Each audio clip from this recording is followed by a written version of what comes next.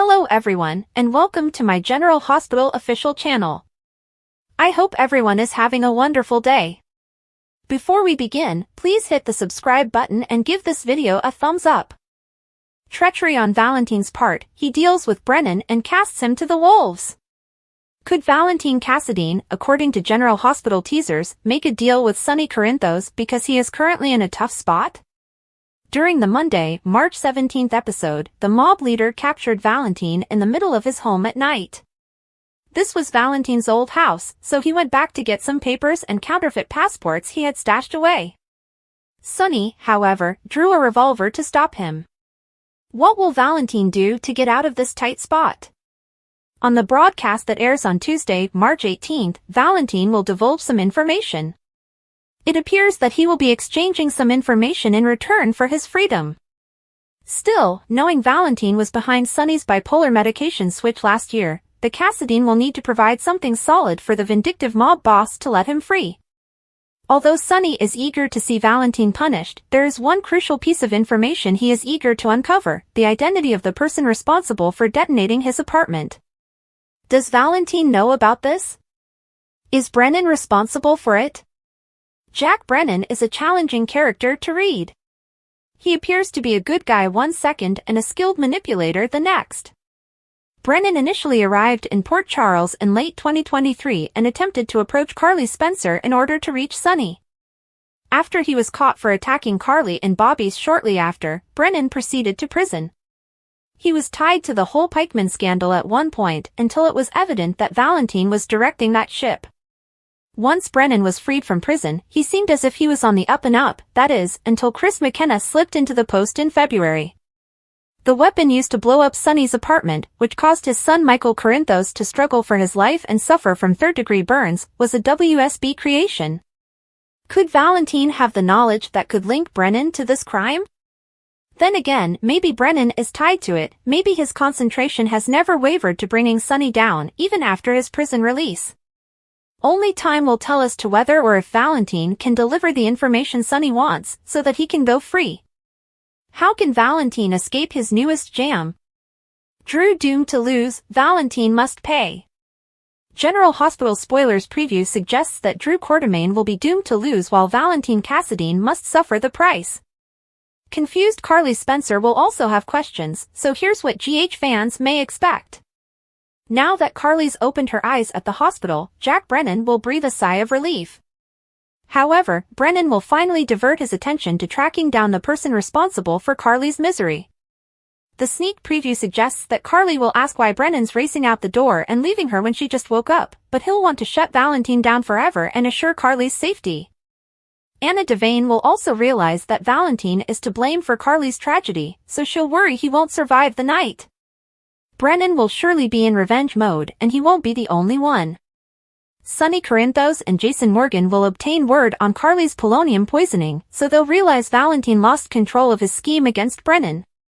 If Brennan doesn't succeed in wiping Valentin off the map, Sonny will push Jason to make sure Valentin's gone for good. In the meantime, Valentin will appear in Laura Collins' place to raise the alarm about some threats and perhaps argue that Charlotte Cassadine must be protected. Laura will discover that Valentin isn't over his head, so she'll put her abilities of persuasion to good use on the show. Will Laura convince Valentin to surrender himself in, or will he think bolting is his best bet?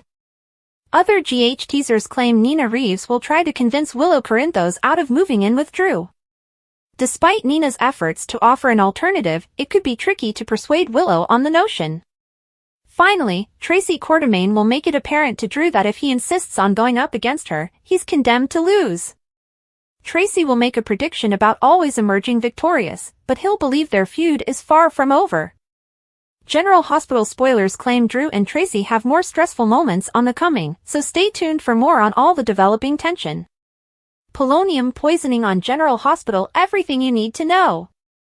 Carly was enjoying some champagne during her romantic evening with Jack on General Hospital, only to collapse just as he noticed that the bottle had been tampered with.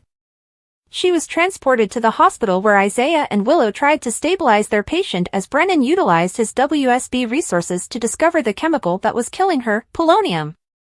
Polonium poisoning could strike a bell for long-standing GH fans, as this isn't the first time it has been utilized on the soap. Back in June 2013, Luke Spencer found that Helena Cassadine had deliberately poisoned him with polonium-210. In September, his quest for a cure led him to a presumed dead Jerry Jacks, who was still alive, for the time being, as he'd been poisoned with the same radioactive chemical. Jerry was pressing Robin Scorpio to find a treatment and planned to use Luke as a guinea pig to test it to make sure Robin didn't pull any tricks. But Tracy Quartermaine compelled Jerry to donate the complete cure to Luke, leaving Jerry to escape and save himself. Polonium-210 is a radioactive substance discovered by Marie Curie in the late 19th century that exists naturally and has a half-life of 138 days. In real life, it was used to poison a Russian spy named Alexander Litvinenko in 2006. Polonium-210 can be inhaled, swallowed, or absorbed through broken skin, and the results can be fatal as it is one of the deadliest toxins around. Thankfully, if found early, therapy is possible, and since Jack was very quickly able to identify which poison was harming Carly, she should be all right. Pumping the victim's stomach will assist remove much of the radiation, and blood transfusion and medication can help ease additional symptoms as the patient recovers. Of course, GH may not have to worry about being very realistic with Carly's recovery if the WSB happens to have some of the treatment that Robin created in her lab over a decade ago. Stay tuned to see what happens next. General Hospital spoilers: how Brennan's 5 words to Carly mark a turning point in their relationship. General Hospital spoilers and updates hint Jack Brennan might only utter 5 words to Carly Spencer following her recovery. A huge love transformation could be on the horizon, so let's explore what awaits Brennan and Carly. Carly was hesitant, but then she dove, and fans of GH are aware that Carly once hesitated about getting connected with Brennan, but she eventually came to the conclusion that she was overanalyzing the matter. Taking a leap of faith, Carly chose to embrace her feelings and spend the night with Brennan, unaware that this decision would lead her into a risky scenario. After getting poisoned owing to Valentin Cassadine's poisoning with a bottle of champagne, Carly finds herself in great peril because of her love with Brennan. The fear of losing her again would worry Brennan, forcing him to ponder whether their romance is genuinely sustainable. Following Carly's rehabilitation in the hospital, Brennan might come to the sad realization that parting ways could be the greatest loving choice for her well-being. Carly might fight for their relationship. Brennan might envision a future filled with turbulence, forcing him to distance himself from Carly for her own safety, while she may not agree. This gets us to the devastating remark he could utter: "I'm too dangerous for you." However, it's vital to realize that Carly may not readily accept his decision to stop their relationship. Known for her resilience, she might stand her ground and refuse to be intimidated by the horrific conditions they've experienced. There's a chance that Carly may actively work to protect their link and fight for their shared future, even if Brennan attempts to walk away. This could bring Brennan and Carly even closer. This predicament might finally create an opportunity for Brennan and Carly to enhance their friendship, which is certainly something to contemplate, but she doesn't know how dangerous he is. Carly must also prioritize her children's well-being and any potential dangers to their safety. This entire event could leave Carly feeling uncomfortable. She worries about the risks Brennan poses to her kids, yet, unbeknownst to her, Jocelyn Jacks is already caught up in risky situations thanks to Brennan. He has embroiled Joss in the hazardous upheavals surrounding Cyrus Renault and enrolled her with the WSB, where she lives a secret life. Future spoilers hint that Carly will soon receive some troubling news, so keep an eye out for the unforeseen obstacles heading her way. Speculation is running high in Port Charles, and all indicators point to Jens Sidwell hiding a bombshell secret. From the minute he came and set his sights on Spoon Island and Windmere, there was something eerily intentional about his decisions. His immediate gravitation toward the old Cassadine house raised eyebrows, and now, as he continues to stir up trouble, it's becoming increasingly evident that he may have a deeper connection to the famed family than anybody thinks. Sidwell's infatuation with Alexis Davis has just added fuel to the flames. He's been relentless in poking her buttons, bringing up her Cassadine ties at every opportunity. When he originally invited her to visit Windmere, it seemed like nothing more than a power move, an attempt to agitate her by reminding her of the past she'd rather forget. But following the events of March 6th, it's hard to overlook the idea that there's something far bigger at play. Alexis has never been hesitant about expressing her distaste for the Cassadine legacy, and she made her emotions clearly apparent when she finally confronted Sidwell in the castle. Her pointed remark, "I understand that you're new to Port Charles, but you clearly don't know very much about my family," almost felt like it was setting the stage for a major reveal. But what if Sidwell knows far more than he's letting on? The animosity between them intensified even further when Sidwell presented Alexis with a dagger, a weapon that is assumed to be the very same one Helena Cassadine used to murder Alexis' mother. This revelation left Alexis demanding answers, and with good reason.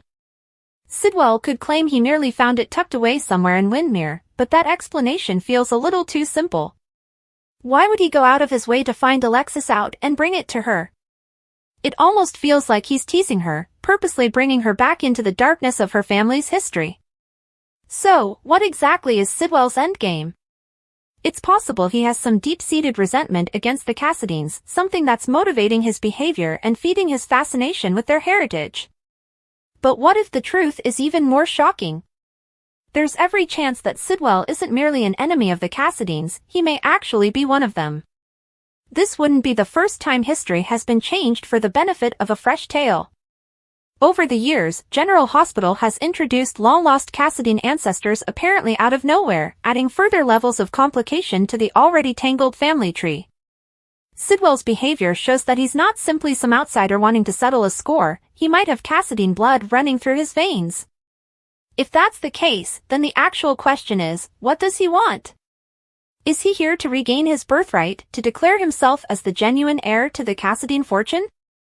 Or does he have a more sinister agenda, one that might spell disaster for everyone in his path? Whatever the truth may be, one thing is certain, Sidwell's presence in Port Charles is no coincidence.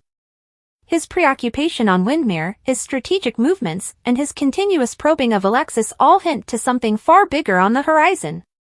As the mystery deepens, it's only a matter of time before the horrifying truth comes to light. General Hospital spoilers, Martin's ex-wife in California causing trouble. Skye Quartermaine? General Hospital secrets and speculations hint Martin Gray's cruel California ex-wife Tracy Quartermaine created a problem with might really be a Quartermaine cousin. Skye Quartermaine hasn't been seen in over 13 years in Port Charles, so who knows what she might have done since and where she wound up. Skye was adopted by Alan Quartermaine. Skye was adopted by Alan Quartermaine, making her Tracy's niece via adoption. Her mother was one of Alan's prior girlfriends, Ray Cummings. Skye's true birth father was never revealed, and because to Tracy's meddling, it was established it wasn't Alan after all, but he adopted her as an adult child in spite of it. However, Skye was quite manipulative at times, and did her fair share of blackmail and other things, and dated some pretty awful individuals. She has a child with Lorenzo Alcazar and had affairs with Luke Spencer and Jasper Jacks, who she married. Oddly enough, there was a time when she and Ned Quartermaine dated. Skye helped A.J. Quartermaine abduct baby Christina Corinthos Davis. Skye also helped A.J. Quartermaine abduct baby Christina Corinthos Davis and was an on-again off-again alcoholic for much of her stay in Port Charles. Once she framed Sonny Corinthos for locking her in a meat locker, while in truth, she did it herself.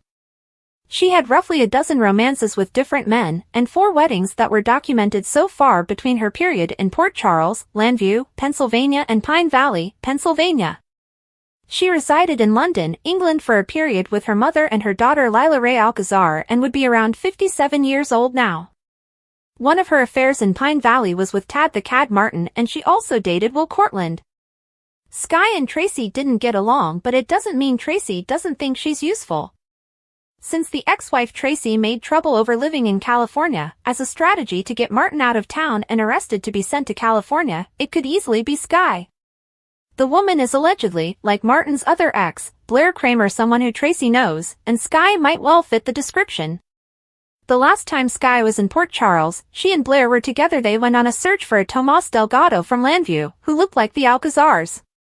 Skye also traveled to town to attend the funerals of Edward Quartermaine and Lila Quartermaine. But she hasn't been spoken of since, possibly until now? Carly Spencer is standing at a crossroads, and the decision she makes now could alter everything. Jack Brennan has been laying on the charm thick, trying all in his ability to keep her close. But the real question is, why? At first look, it seems like Jack is truly interested in Carly, but he's attempting to convince her their connection is worth fighting for. But the instant Vivian strutted into the Metro Court and greeted Jack like an old flame, everything changed. Carly didn't miss the way Jack smiled, the effortless familiarity between them. And when he brushed it aside, claiming Carly was only the hotel owner, it seemed like a slap in the face. Carly is no stranger to treachery. She's been lied to, manipulated, and strung along more times than she can count. So when Jack followed her to the pier, trying to smooth things over, she wasn't going to let him off the hook. She called him out on his confusing signals, forcing him to admit what was truly going on between them. And when he eventually caved, revealing that there was something true between them, she wanted to believe him. But something still didn't sit right. Spencer women have a knack for getting to the truth, and Carly is no exception. If Jack thinks he can keep Jane distracted while he juggles other secrets, he's in for a harsh awakening. He's been addicted to his phone, continuously texting someone, and Carly may not be able to resist the temptation to find out who. If she does, she'll immediately realize that Jocelyn Jacks isn't where she's supposed to be. She's not vacationing on Easter Island at all. And if that lie unravels, it might expose everything Jack has been attempting to keep concealed. Carly should have trusted her intuition from the start. Jason Morgan told her time and time again that Jack Brennan was not to be trusted. She didn't buy Jack's narrative when they first met, so why is she suddenly giving him the benefit of the doubt? Maybe it's the great gestures, the rescue missions, the specialized medical care for Michael Corinthos, the private WSB jet that carried her away to Germany. But when you peel all that away, what's left? A man who has been lying from the outset. The indicators are all there. Jack's past is murky, his goals ambiguous, and now he's harboring secrets that cut too close to home. If Carly doesn't put the pieces together soon, she might find herself in deeper than she ever intended. But the real question remains, will she wake up in time? Carly Spencer has never been one to overlook a red flag for long, and with everything stacking up against Jack Brennan, her next step is vital. Will she eventually see him for who he truly is? And when she does, will she walk away for good? Sonny's grim order for Jason, Brennan's revenge, Nina pressures Willow. Sonny Corinthos will have a terrible order for Jason Morgan as Jack Brennan wants revenge. Nina Reeves will also pressure Willow Corinthos, so let's chat about what's coming up in Port Charles. For starters, Nina will encourage Willow to reconsider moving in with Drew Quartermaine. Since Nina's preparing to deliver a proposal, she may demand Willow and the kids should extend their stay with her instead. Meanwhile, Tracy Quartermaine will get into another dispute with Drew, so that'll give her a chance to provide a warning. Tracy will argue that if Drew matches wits with her, she'll win every time. Now that Carly Spencer is awake and stable, she'll wonder where Brennan's going when he leaves her side at GH. Brennan will insist he's going to make sure this never happens again, so he'll obviously be on a mission to get revenge. Sonny will hear updates on Carly's trauma and will likely assume Valentin Cassadine was responsible. Brennan will find out about Valentin's visit to Sonny's apartment and be on the hunt for him soon enough. Anna Devane will also have a dreadful realization in the GH episode, so she should put it together that Valentin targeted Brennan and wound up poisoning Carly instead. As for Valentin, he'll ambush Laura Collins with something vital to say. Valentin will argue that Laura has to know who and what she's up against, so it'll be intriguing to hear what else he plans to reveal. Laura will do her best to persuade Valentin on the show, so would she urge him to surrender to the authorities and try to gain some protection? Valentin may be a goner if Brennan hunts him down, and if Brennan can't pull it off, Sonny will force Jason to take care of the rest. The promo video shows Sonny asking Jason to make sure Brennan finishes the job. Sonny will make a prediction about Valentin paying a terrible price, but will Valentin actually sacrifice his life over the mistakes he's made? General Hospital spoilers predict a lot will be on the line for Valentin, so stay tuned for all the jaw-dropping revelations ahead. GH spoilers, Sidwell and Alexis's link heading toward a romance or family connection? General Hospital spoilers reveal that Jen Sidwell and Alexis Davis have been in each other's orbits quite a bit as of late. The fact that he summoned her to Windmere last week feels as if he could be setting her up for something. Nevertheless, will these two ultimately dabble in a romance together? Alexis likes her bad boys from Rick Lansing to Sonny Corinthos and Julian Jerome. Alexis likes her bad boys, so may Sidwell be the next villain she engages in? At the end of the day, Alexis could use a romantic interest.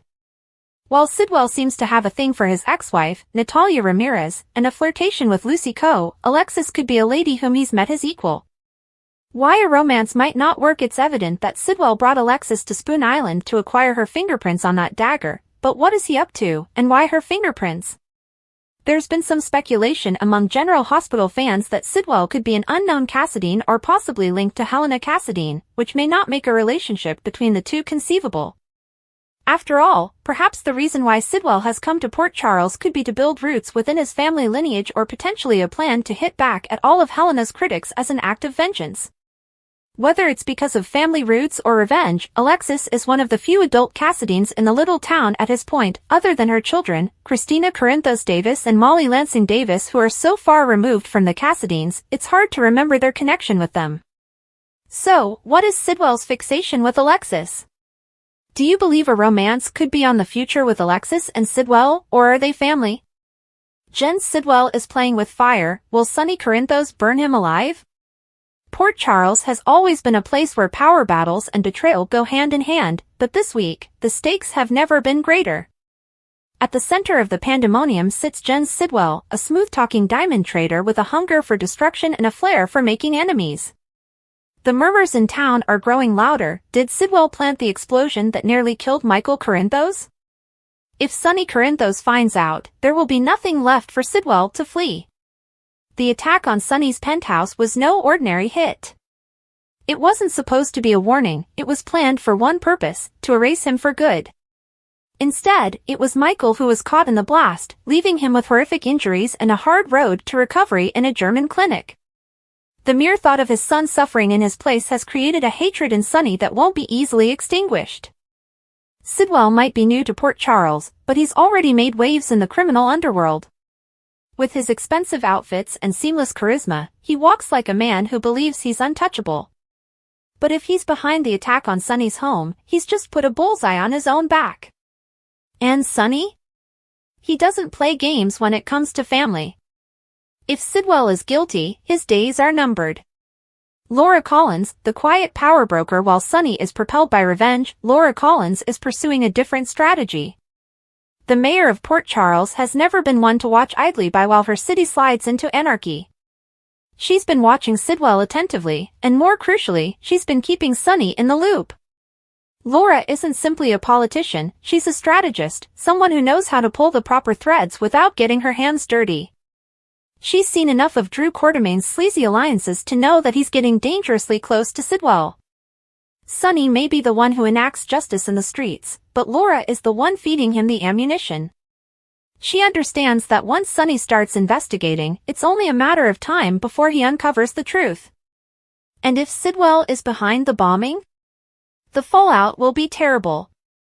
Laura isn't trying to provoke a conflict, but she understands it may be inevitable. Keeping Sidwell close is a deliberate move, one that may end with Sonny pulling the trigger before the law ever has a chance to intervene.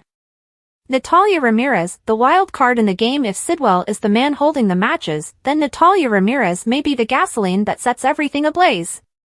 What no one realizes, not even Sonny, is that Sidwell and Natalia share a past. He isn't just some opponent attempting to carve out territory in Port Charles. He's her ex-husband. Natalia has been methodically negotiating her way into Sonny's world, and on the surface, she seems like a woman torn between two powerful men. But is it actually the case? Does Natalia know more than she's letting on? Did she think her ex was gunning for Sonny and say nothing? If she's been playing both sides, she may soon find herself imprisoned in the heart of a blood feud she never intended to be a part of. When Sonny finds out about her link to Sidwell, there won't be time for explanations. There won't be a chance to plead innocence. The betrayal alone will be enough to put Natalia in the crosshairs of a battle that's about to burst. Sidwell may be the major objective, but Natalia? She might not get away from this undamaged. Sidwell has one chance to survive, but will he take it? Sonny Corinthos has made one thing plain throughout his tenure as Port Charles's most dreaded crime lord: he doesn't forgive, and he certainly doesn't forget. If Sidwell was behind the bombing, there will be no second chances, no leniency, and no compromises. Sonny isn't a man who rushes into action without evidence, but once he discovers proof, the outcome is obvious. Sidwell's slick words won't save him, and neither will his connections. The moment Sonny makes up his mind, Sidwell's fate will be determined. The only issue that remains, who will get to him first? Jason Morgan is back in town, and if Sonny gives the order, there won't be a trial. There won't even be a body left for the authorities to find. Jason has been watching, waiting, and preparing. If Sonny hands down the order, Sidwell will disappear, just as Cyrus Renaud before him. But there's another possibility: Sidwell may try to turn the tables.